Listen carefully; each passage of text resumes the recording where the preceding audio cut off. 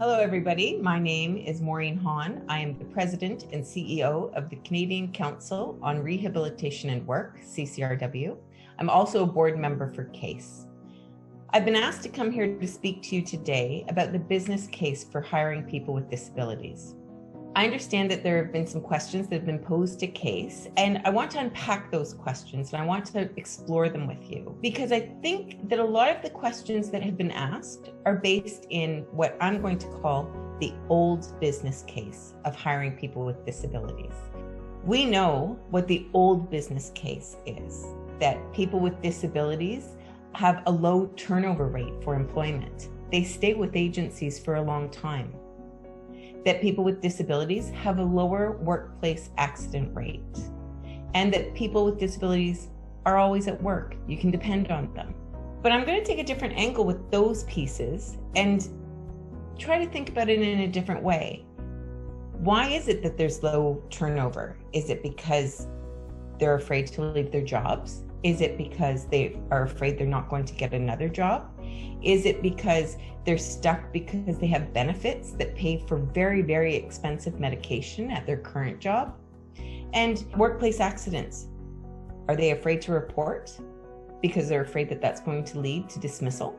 Always at work, again, are they afraid of getting fired? So instead of looking at those old business case rationales for hiring people with disabilities, I'd really like to turn it around and think about innovation, think about purchasing power, think about labor force availability, and think about talent. And I'm going to unpack all those four areas for you now.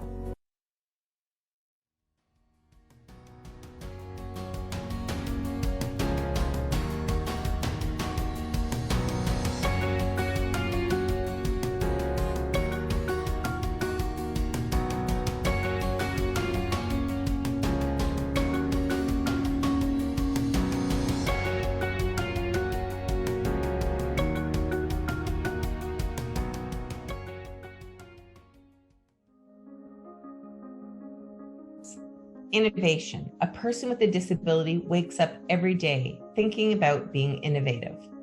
What are they going to do if the elevator button doesn't work? How are they going to navigate a noisy street? Knowing where their backup batteries for their hearing aids are. Lived experience has taught people with disabilities how to ensure that they achieve because of their disability, not in spite of it. Purchasing power. Various studies have been done on the value of purchasing power of people with disabilities. One said over $1 trillion globally in disposable income. And in Canada, some studies have said approximately $25 billion annually. That's a lot of money, and I'm going to expand on that just a little bit. If a restaurant owner has a restaurant without a ramp in front of it, and I have a friend that I'm going to go and dine with who uses a mobility aid, we're not going to go to that restaurant. So that restaurateur has now lost not just one customer, but two. The next time I'm thinking about going out, I probably will remember that that restaurant didn't have a ramp and wasn't accessible to everybody that is important to me. So I might not decide to go there again with my able-bodied friends or my able-bodied family.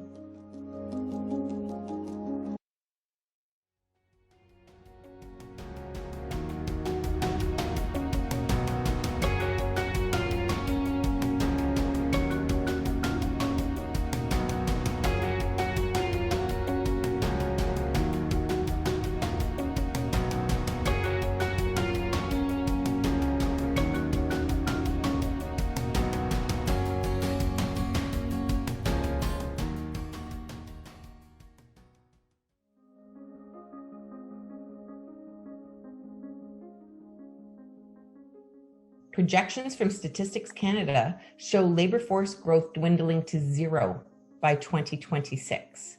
And what does that mean? We're just not populating ourselves. Businesses with that fact alone know that they have to look at their business differently, looking at other non-traditional labor markets and switching their cultures to be inclusive. And of course, the last part is talent. above all else, this is what employers are looking for. And talent is out there. This is your job to do. You know how to do that because you know how to unpack that talent to do that right match.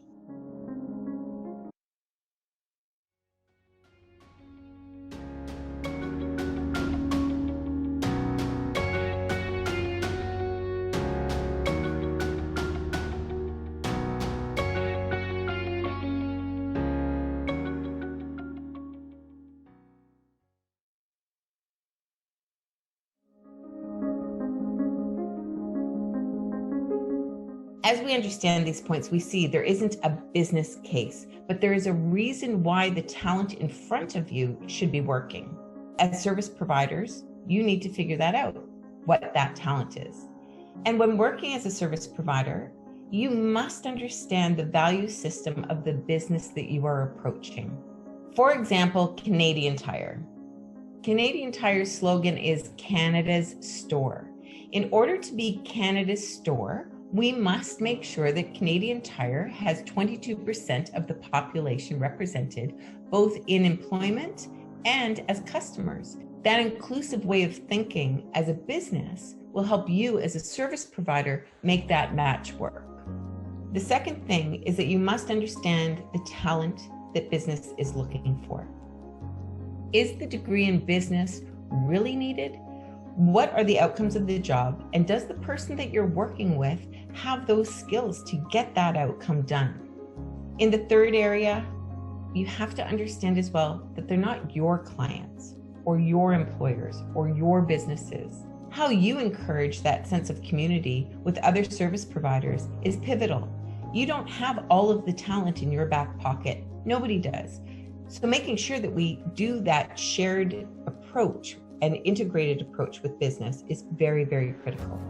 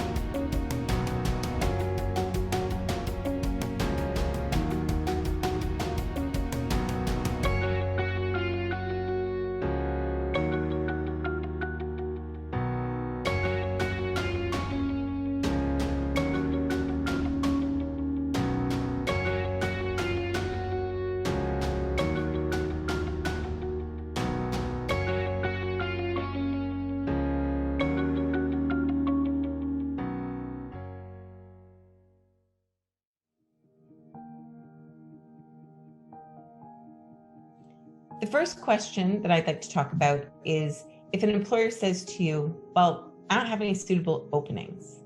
That's a really good point. The interesting word here is the word suitable. It means that the employer is thinking that the person that you've got in front of them doesn't have the ability, doesn't have the skills for the job opening that's there. I think that if you've done your homework and you know the mission or the value of the company that you're approaching, you will be able to talk to them about how to accommodate or adjust for the job seeker that you're working with. And if they really aren't hiring at the moment, consider telling them about CASE's mentorability program as a way for them to get to know the talents of people with disabilities.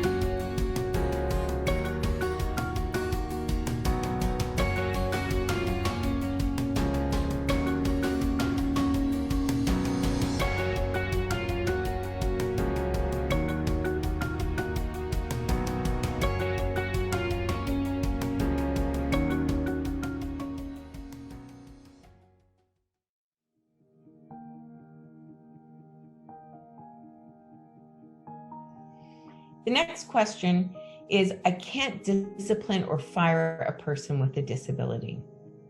And that's correct, if focusing on disability.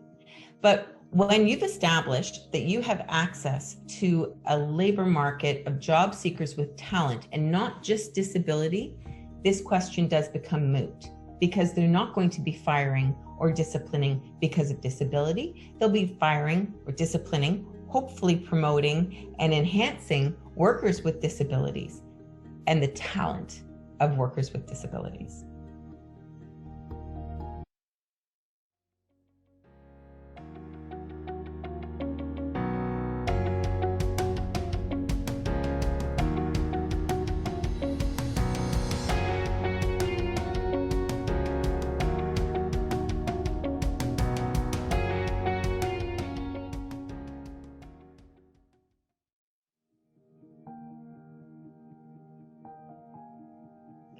Another question I've been asked to unpack is, I don't work with agencies.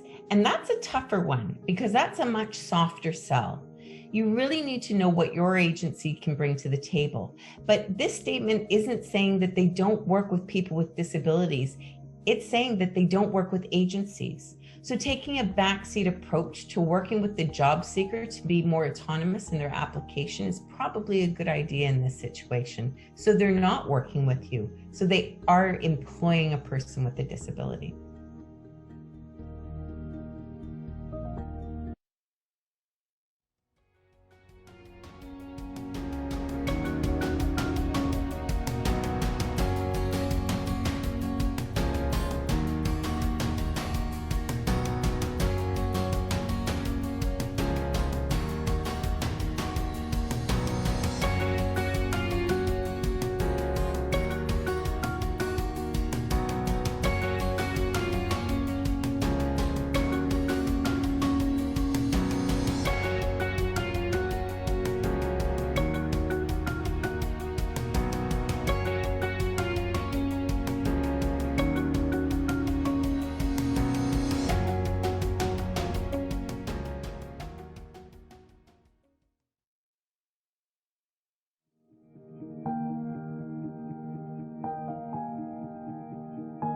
The next question I'd like to talk with you about is when an employer or a business says to you, I don't know where to start. But they do know where to start because they're already talking to you. And again, you need to know what your agency can offer and also what other community organizations in your area offer. And remember, CASE can support you in your work with, again, the CASE Mentorability Project or the CASE HR Inclusive Policy Toolkit. And I'm going to leave you with this today. At CCRW, we don't believe in pity hires. We use wage subsidies as an incentive, but not as leverage. And we believe that at some point in our lives, we will all experience disability in one form or another. So normalizing over 22% of the population in Canada that identifies as a person with a disability is critical for ongoing inclusivity in our country. Good luck with this. You got it. You can do this.